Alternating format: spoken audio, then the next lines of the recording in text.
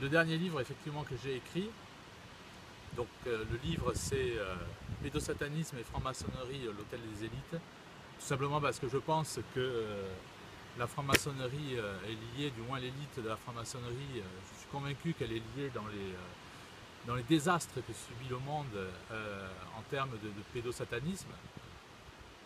Donc ce livre dénonce un pouvoir qui est partagé par des gens ayant la même valeur et qui dans les alcôves effectivement, même si le peuple ne voit rien et ne veut rien voir parce qu'il s'intéresse à autre chose, et on le fait s'intéresser à autre chose aussi, je suis convaincu que le pouvoir effectivement partage des valeurs qui sont des valeurs sataniques.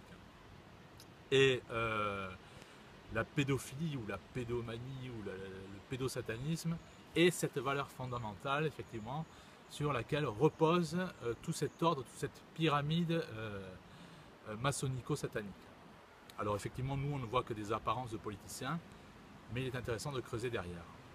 Et aujourd'hui donc j'ai choisi de parler du Vatican puisque personne ne le fait.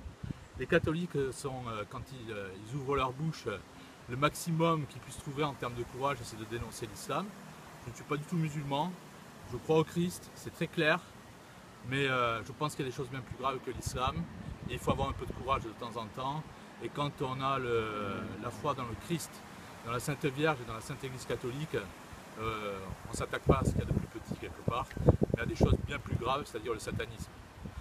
Donc le Vatican, je vais être très clair, depuis Vatican II, pour moi c'est Satan, et je vais le démontrer très clairement en quelques points, hein, parce que c'est, il y a des éléments qui le démontrent très, avec force. Le Vatican, c'est Lucifer, c'est Satan, c'est Vatican II, c'est les faux papes qui obéissent non pas au Christ, mais à la franc-maçonnerie et à Satan. Voilà ce qu'un catholique doit être capable de dire quand il est catholique. Malheureusement, chaque catholique à l'heure actuelle vise son petit ciel à lui, son petit paradis, mais ne veut pas dénoncer effectivement une vérité qui est grave. Et c'est ce travail qu'il faut faire. C'est celui d'aller chercher la vérité, pas se taire. Donc tout d'abord, les papes que j'attaque, c'est Paul VI, c'est Jean-Paul II, et c'est Ratzinger. Mais à propos, et là c'est très intéressant, avec les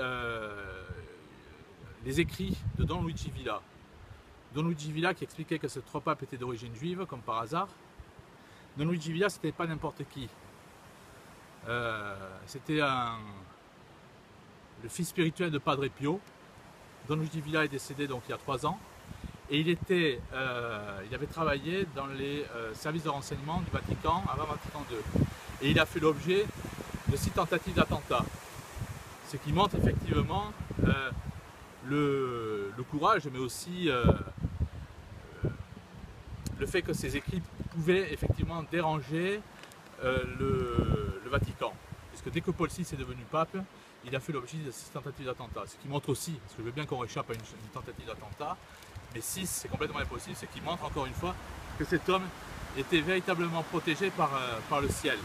Luigi Villa donc explique que de 54 à 63, lorsqu'il était évêque à Milan, il fréquentait un bordel de jeunes hommes. C'est aussi lui qui, on retrouve sculpté sur la porte du bien et du mal de la basilique Saint-Pierre, avec un pentagramme, donc symbole de Satan, sur sa main gauche. Ça sera effacé après 1977, mais il y a suffisamment de photos qui démontrent que ce pape était voué à Satan.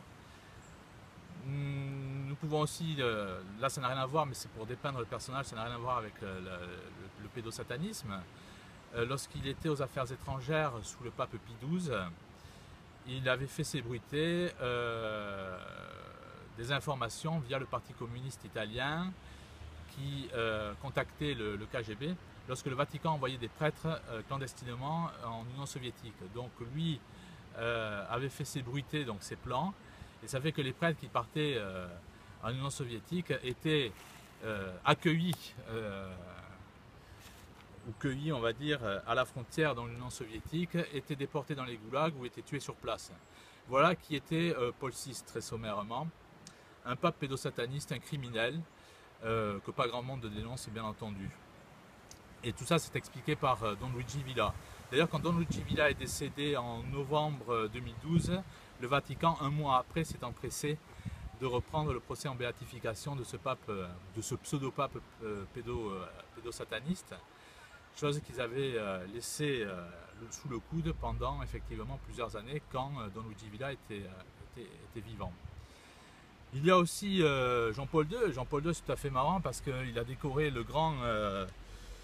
grand sataniste qui violait des cadavres, c'est-à-dire Jimmy Savile. Jimmy Savile donc, était un proche de la famille, le plus grand ami du prince Charles, un ancien DJ.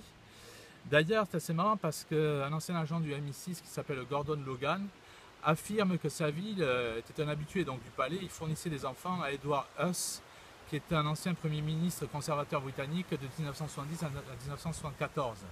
Et d'ailleurs, pour préciser, donc, Jimmy Savile aussi faisait des soirées avec le prince Charles à Glencoe, dans son cottage. Et dans le même cottage, effectivement, on avait appris qu'il y avait des soirées avec des enfants, avec viol, etc. Et c'est ce type, effectivement, cette crapule maçonnique, puisque quand il est décédé, qu'il a été enterré, d'ailleurs ça aussi il faut le dire, il est décédé le 8 novembre 2011, il y a eu la cérémonie à Sainte-Anne cathédrale, à Leeds. Il y avait des francs-maçons avec leur décoration de pitre pour assister à ce type qui à l'heure actuelle doit avoir l'âme qui erre quelque part dans les enfers.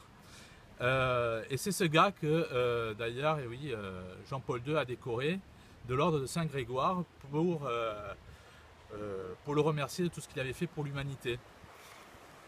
Il y a aussi, tout à fait intéressant de voir que Jean-Paul II, parce que là aussi les gens disent « Ah mais Jean-Paul II n'était pas au courant ». Si là aussi on devait dire tout ce qu'on sait sur ce pseudo-pape, mais enfin, ça fait marrant aussi de constater que Jean-Paul II avait été sauvé pendant la Seconde Guerre mondiale par la famille Solvay. Famille Solvay qui, ça aussi il faut le dire, avait acheté un château. C'est une famille qui est liée avec l'invention du Prozac. Et ils avaient acheté un château qui restait caché depuis les années 20 sur les cartes, hein, donc ça veut dire il n'était pas du tout recensé. Et ce château était au centre de l'histoire de pédosatanisme avec l'histoire de Dutroux en Belgique. Et c'est cette famille qui a sauvé Jean-Paul II. Donc ça fait quand même un peu trop, je trouve, maintenant. Il faut ouvrir les yeux si on ne veut pas crever la bouche ouverte de ces pédosatanistes. Il est tout à fait aussi intéressant de remarquer aussi que le cardinal Joseph Bernardin, qui est décédé en 1996, qui était archevêque de Chicago et qui était candidat pour être pape, le premier pape américain d'ailleurs, était un homosexuel, un pédosataniste aussi. Et quand il y a eu ses funérailles dans cette cathédrale donc, de Chicago, il y avait le Windy City Gay Chorus qui était effectivement un chœur d'homosexuels. Et cette cathédrale était décorée, faut-il le dire aussi, par des emblèmes maçonniques. Vous voyez, on retrouve beaucoup de choses comme ça quand on cherche un peu, lorsqu'on ne veut pas se voiler la face. Et on voit véritablement que ce Vatican, ce n'est pas le Vatican, non, c'est une annexe de la franc-maçonnerie, c'est une annexe de Satan, tout simplement, et ces gens ne sont absolument pas clairs. Il y a aussi Benoît XVI, qui lorsqu'il a été intronisé pape, le 24 avril 2005, Don Luigi Villa dit qu'il est d'origine juive et qu'il y avait 9 rabbins dans ses ancêtres. Donc le 24 avril 2005, lorsqu'il est intronisé pape, sur sa mitre, on voit le démon de l'Antiquité grecque, Pan, qui était la même divinité qui était à qui vouait un culte, le grand mage sataniste Crowley. Crowley qui sacrifiait dans les années 10 et 20, tout ça c'est recensé dans mes livres, plus de 150 enfants par an. Et c'est lui qui donc avait un culte pour le dieu, la divinité Pan. Cette même divinité, je répète, donc, qui était sur la mitre d'intronisation le 24 avril 2005 de Benoît XVI. Il faut aussi préciser que le 15 décembre 2010, le pape Benoît XVI, dans la salle Paul VI donc, du Vatican admirait donc des trapézistes qui étaient torse nu, et ces trapézistes donc c'était les frères Pellegrini qui avaient participé en 2008 au Gay Circus de Barcelone qui étaient des Jeux Olympiques homosexuels. On peut aussi parler du salut satanique que font certains papes, même François, le pape François, que faisait Antoine Laveille et que faisait aussi Lucien Griffes, qui est le représentant du temple satanique. Donc il y a plein de choses curieuses. Il faut savoir aussi qu'une néerlandaise qui s'appelle, entre autres parce qu'il y en a plusieurs, Toos Nijenhuis, qui accuse Benoît XVI d'avoir tué, avant qu'il soit pape, des enfants dans des rituels sataniques. Donc ça, je n'en ai aucune preuve. Il y a un procès, enfin du moins c'est une accusation. Certains pensent qu'il a démissionné pour ne pas être embêté davantage, mais ce qui est aussi curieux, c'est que vous avez le père Gabriel Amorce, qui est prêtre exorciste au Vatican, et qui explique très clairement que des cardinaux et des évêques, et pas un ou deux, mais bien plusieurs, ne sont absolument pas catholiques et pratiquent des rituels sataniques. Donc voilà la réalité à laquelle doivent se confronter les catholiques. Le message du Christ, c'est pas la mollesse. Le message du Christ, c'est la vérité. Et si aujourd'hui cette église ne convertit pas les musulmans, ne convertit pas les témoins de Jéhovah, c'est parce que cette église elle est dans l'erreur. Et cette église qui représente le vrai, qui représente la parole du Christ, lorsque cette vérité sera exprimée par des vrais papes, tout rentrera dans l'ordre dans le monde. Mais ça ne sert à rien d'accuser de fausses religions certaines personnes, alors qu'on est incapable de faire le ménage chez nous. Parce que les représentants que l'on a à l'heure actuelle, ce sont des francs-maçons, ce sont des satanistes. Et c'est eux qui nous parlent du Christ, pour nous mener à l'antéchrist. Alors il faudrait que les catholiques sachent pour une fois ce qu'ils veulent, s'ils veulent tenir le tiroir caisse, s'ils veulent continuer à dire n'importe quoi. Mais tout ça, c'est pas la parole du Christ. Tout ça, c'est pas le chemin pour aller au paradis. Le chemin pour aller au paradis, c'est la vérité. Le chemin pour aller au paradis, c'est l'évangélisation. C'est l'évangélisation des musulmans, c'est l'évangélisation des religions qui malheureusement ne sont pas dans la vérité du Christ. Et pour parler à ces gens-là, il faut avoir le langage d'amour. Et le langage d'amour, c'est le langage de vérité. C'est pas le langage de la tiédeur. Et à l'heure actuelle, les catholiques, qu'est-ce qu'ils font? Eh bien, c'est le langage de la tiédeur. Ils sont incapables de voir qu'on est dirigé par des papes qui ne vouent pas un culte en Christ, mais qui vouent un culte à Satan. Et ça, ils sont incapables de le voir. Mais pour critiquer le reste, là, ils sont très forts. Alors, fermez votre bouche. Là, je m'adresse aux cathos. Fermez votre bouche. Hein. Si vous êtes disciple du Christ, retroussez-vous les manches, crachez-vous dans les mains et partez au boulot. C'est tout ce que j'ai à vous dire. Et arrêtez de regarder les petits problèmes qui n'ont rien à voir. Le problème, c'est pas l'islam. Le problème, c'est pas autre chose.